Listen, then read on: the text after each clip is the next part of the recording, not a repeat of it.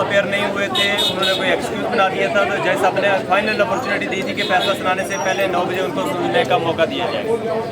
आज वो आए और ये पूरी एक प्लानिंग के ज़रिए आए, अदालत के ज़रिए, अदालत के अंदर जिस तरह उन्होंने आज अदालत के डेकोरम की, उनका जो डेकोरम था उसके तकद्दुस को जिस तरह उन्होंने पामाल किया, और उसके बाद उनका एक मिशन था कि किसी तरह अदालती कार्रवाई को डिस्टर्ब किया जाए और यहाँ पे कोई किसी किस्म की लड़ाई झगड़ा किया जाए और केस को ताकि उसमें खलल पैदा किया, और वैसा ही हुआ। इतना ज़्यादा उन्होंने प्रेशर बिल्ड किया, खबर मनिका सबको उन्होंने लगा दिया कि अब बात करें। उन्होंने इमोशनल बातें की, ये हो गया वो हो गया, रोना पिटना शुरू कर दिया, जिसकी वजह से जज साहब ने, हमें नहीं लगता कि 3 महीने ये जज साहब सोए रहे हैं। पहले इन्होंने ही इन्हीं की दरख्वास्त रिजेक्ट की है, ट्रांसफ़र की, जो अदम एतमाद की दरख्वास्त थी। उसके बाद आज बगैर दरख्वास्त के इन्होंने हाई कोर्ट को लेटर लिख दिया, वो उस बात को प्रेशर लेकर, या उनके आंसू को पता नहीं उन्होंने कोई सीरियस ज़्यादा ले लिए, और हाई कोर्ट का लेटर लिखा है जी कि उन्होंने 2 बार अदम एतमाद किया। पहले अदम एतमाद की दरख्वास्त दी थी जो हमने रिजेक्ट की, और अब अभी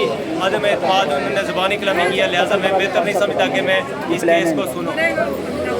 बनता तो ये था कि जज साहब को सोचना चाहिए था कि तुमने 3 महीने इस केस को सुना है। वो लोग जो जेल के अंदर बैठे हुए हैं, बुशरा बीबी और इमरान खान, उनकी जो ये सज़ा है वो किस खाते में जाएगी? जो उनके साथ जो सज़ा वो काट रहे हैं, इसको कौन कंपनसेट करेगा? अगर आप उन्हें नहीं सुनना चाहते या आप इसको ट्रांसफ़र करना चाहते हैं, लेकिन एटलीस्ट आपको सज़ा को सस्पेंड तो कर देना चाहिए था, कि चाहे अपील चलती रहे, किसी और के पास चलती रहे, आप लेटर लिखें, जो मर्जी करें, लेकिन एटलीस्ट आपको इंसाफ के तकाज़े पूरे करने के लिए सज़ा को सस्पेंड करना ज़रूरी था। लेकिन ऐसा नहीं किया गया। नाइंसाफ़ी, जिस तरह हम पहले भी कह रहे हैं, नाइंसाफ़ी हो रही है मुल्क के अंदर, इंसाफ का निज़ाम जो है झगड़ा गया है और उसको प्रेशराइज़ किया जा रहा है, उसके ऊपर असरअंदाज हुआ जा रहा है और अपने मर्ज़ी के फैसले कराए जा रहे हैं। जिस तरह आज जज साहब का जो कंडक्ट था बता रहा था कि ये टोटली प्रेशराइज है और वो फ्री नहीं है कि वो अपनी मर्ज़ी के मुताबिक फैसला कर सकें।